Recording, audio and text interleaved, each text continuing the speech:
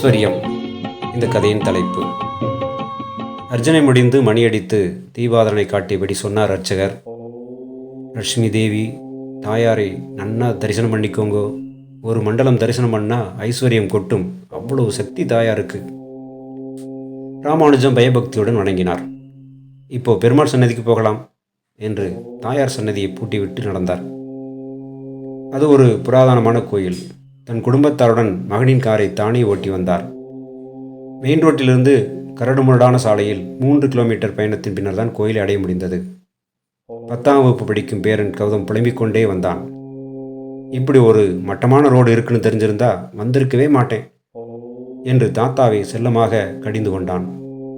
தாத்தாவுக்கு பேரன் மீது கொள்ளை பிரியம். அவனுக்கும் இவர் மீது அன்புதான். ஆனால் எப்போதும் அவருடைய கருத்துக்கு எதிராக பேசி வம்பு எடுப்பான்.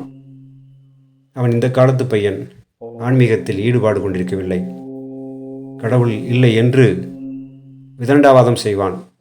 நாளாவட்டத்தில் அவனுக்கு கடவுள் நம்பிக்கை தானாக வரும் என்று ராமானுஜன் நம்பினார்.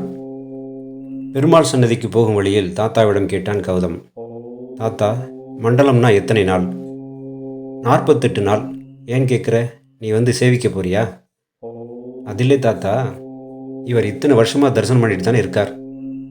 ஆனால் இவர் இன்னும் அழுக்கு வேட்டி துண்டு கட்டிட்டு ஏழையாக இருக்காரே. சத்தமாக பேசாதே, காதில் விழுந்தால் வருத்தப்படுவார். கம்முனுவா என்றார் ராமானுஜன் கடுமையாக.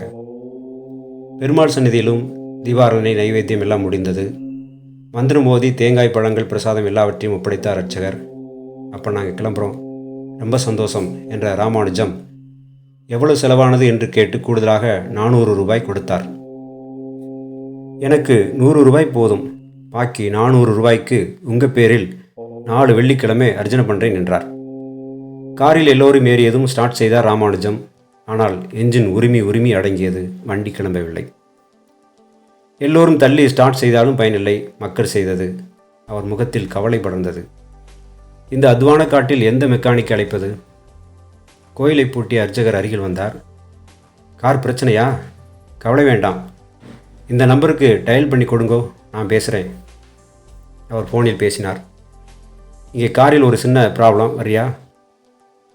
மோட்டார் வண்டியில் ஒருவன் வந்தான். கார் பானட்டை திறந்து பார்த்து 10 நிமிடத்தில் சரி செய்து விட்டான். காரில் ஒரு ரவுண்ட் அடித்து நிறுத்தினான். ராமானுஜருக்கு ஏக மகிழ்ச்சி. 200 ரூபாய் நீட்டினார். அர்ச்சகர் சொன்னார், பணமெல்லாம் வேணாம், பரிசில் வையுங்க. இவன் என் பையன். ஃப்ரான்ஸ் நிஷான் கம்பெனியில் சீஃப் என்ஜினியராக இருக்கான். லீவில் வந்திருக்கான். லீவு முடிஞ்சதும் உரகடம் ஃபேக்ட்ரியில் இன்சார்ஜாக பொறுப்பேற்க போகிறான். ஓ, தேட்ஸ் கிரேட் என்றார் ராமானுஜம் இன்ப அதிர்ச்சியுடன். உங்களுக்கு ஒரு பையனா? இல்லை, ஒரு டாக்டர் இருக்கா, லண்டனில் டாக்டர். ராமானுஜம் கௌதமை பார்த்தார். தாயாரை தினம் தரிசிக்கும் இவர் ஏழையாக இருக்காருன்னு சொன்னியே, இப்போ பார்த்தியா தேவியின் சக்தியை என்று பார்வையால் வினவினார். அர்ச்சகர் கௌதம் அருகில் வந்தார். அம்பி, நீ ஸ்கூலில் எந்த ட்ரெஸ் வேணுமானும் போட்டிட்டு போகலாமா? இல்லை, யூனிஃபார்ம் இருக்குது, அதைத்தான் போடணும்.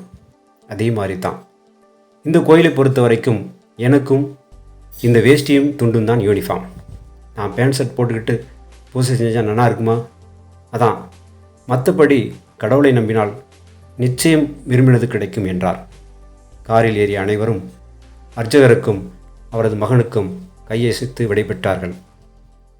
இதே மாதிரி வாரம் ஒரு கோயிலுக்கு போகலாமா தாத்தா என்று ஆவலுடன் கேட்ட கௌதமை ஆதரவுடன் தட்டி கொடுத்தார் ராமானுஜம்.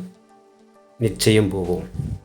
காரை ரிப்பேராக்கி கௌதமை ஆன்மீகத்திற்கு மாற்றிய இறைவனின் திருவிளையாடலை நினைத்தபடி எண்ணி வியந்து வண்டியை ஓட்டலானார் ராமானுஜம். வணக்கம்.